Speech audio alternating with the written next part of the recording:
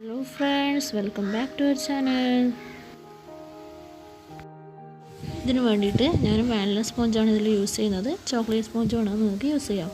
ഇതിൻ്റെ വീഡിയോ ഞാൻ ലിങ്ക് താഴെ കൊടുക്കാം. ഇതിനായിട്ട് ഞാൻ വിപ്പിംഗ് ക്രീം വിപ്പ് ചെയ്തിട്ടെടുത്തിട്ടുണ്ട്. ഇതിൻ്റെ വീഡിയോ ഞാൻ ഡിസ്ക്രിപ്ഷൻ ബോക്സിൽ കൊടുക്കാം. ഇതിലേക്ക് ഫസ്റ്റ് ലെയർ വെച്ച് കൊടുക്കാം. മോൾഡില്ലാതെ തന്നെ നമുക്ക് പെട്ടെന്ന് തയ്യാറാക്കി പറ്റും. അതിനായിട്ട് ഫസ്റ്റ് ലെയർ നന്നായിട്ടൊന്ന് ഷുഗർ സിറപ്പ് കൊണ്ട് വെറ്റ് ചെയ്തെടുക്കാം. ഇതിന് ക്രീം നന്നായിട്ട് സ്പ്രെഡ് ചെയ്ത് കൊടുക്കുക. ഞാൻ പൈപ്പിംഗ് ബാഗിൽ ആക്കിയിട്ടാണ് ഇപ്പോൾ സ്പ്രെഡ് ചെയ്ത് കൊടുത്തിട്ടുള്ളത്. അല്ലെങ്കിൽ ഇതുപോലെ നിങ്ങൾക്ക് ആക്കി കൊടുത്താലും മതി.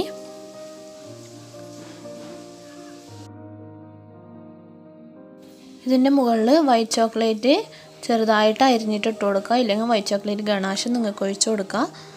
അപ്പോൾ അതിൻ്റെ മുകളിൽ ഞാൻ കേക്ക് വെച്ചിട്ട് ഇതുപോലെ ഷുഗർ സിറപ്പ് വെച്ചിട്ട് ക്രീമും വെച്ച് അതുപോലെ 3 ലെയറും ചെയ്ത്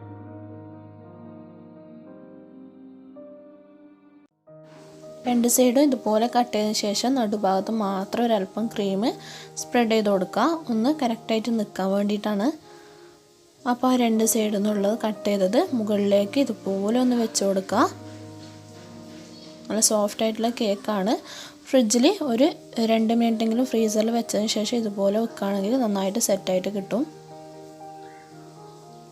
അപ്പോൾ രണ്ടും കൂടി ചേരുന്ന സ്ഥലത്ത് ഒരല്പം ക്രീം ആക്കിയിട്ട് മറ്റേതും കൂടി വെച്ച് കൊടുക്കാം.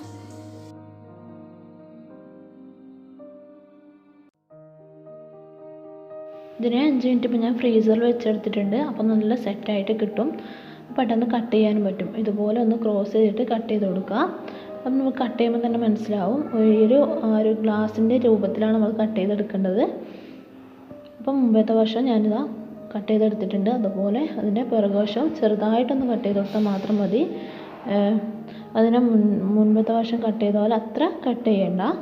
എന്നിട്ട് മുകൾ ഭാഗം കൂടി ഒന്ന് ലെവൽ ചെയ്തെടുക്കുക. എന്നാൽ ഇതുപോലെ ഒന്ന് ലെവൽ ചെയ്തെടുത്തിട്ടുണ്ട്. നിങ്ങൾ ഏത് കളറാണ് ചെയ്യുന്നത് ആ കളർ വെച്ചിട്ട് ഒന്ന് ക്രം കോട്ട് ചെയ്തതിന് ശേഷം ഒരു 5 മിനിറ്റ് ഫ്രീസറിൽ വെച്ചെടുക്കാം.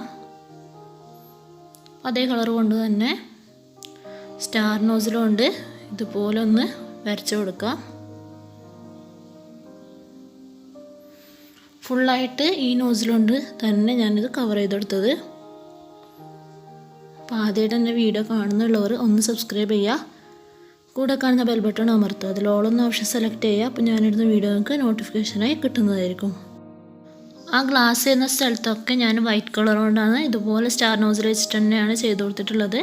ടയർ ഞാൻ ബിസ്ക്കറ്റ് വെച്ചിട്ട് ഓരോ ബിസ്ക്കറ്റ് വെച്ചിട്ട് ചെയ്ത് കൊടുത്തതാണ്. ആ ഒരു വീഡിയോ എൻ്റെ നിന്ന് ഡിലീറ്റായി പോയി.